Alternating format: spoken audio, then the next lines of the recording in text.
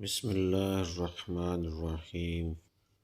حضرت ابو ہریرہ رضی اللہ تعالیٰ عنہ فرماتے ہیں کہ حضور اقدس صلی اللہ علیہ وسلم نے دریافت فرمایا کہ تم جانتے ہو کہ مفلس کون ہے؟ صحابہ نے عرض کیا کہ ہم تو اسے مفلس سمجھتے ہیں جس کے پاس درہم، جو کہ اس زمانہ میں ایک سکہ تھا جو چاندی کا ہوتا تھا، اس کا وزن پاؤ تولہ یعنی تقریباً 3 گرام یا 3 ماشا کے قریب تھا، اور مال نہ ہو۔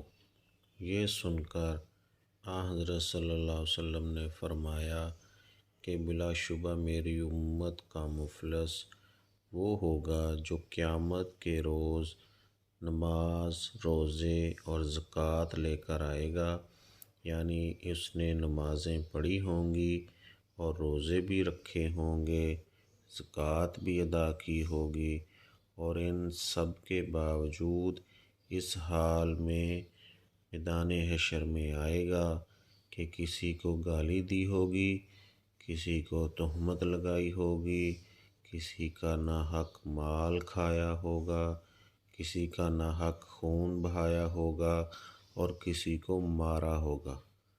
جو قیامت کا دن فیصلے کا دن ہوگا، اس لیے اس شخص کا فیصلہ اس طرح کیا جائے گا کہ جس جس کو اس نے ستایا تھا اور جس جس کی حق تلفی کی تھی، سب کو اس کی نیکیاں بانٹ دی جائیں گی۔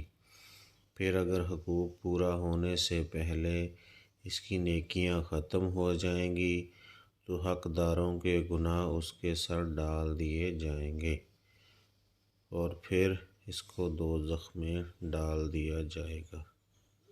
مسلم شریف۔ اللہ تعالی ہمیں حقوق العباد بھی ساتھ ساتھ ادا کرنے کی توفیق عطا فرمائے۔ بہت ہی سخت معاملہ ہے، حقوق اللہ کے ساتھ ساتھ حقوق العباد کا بھی اہتمام کریں۔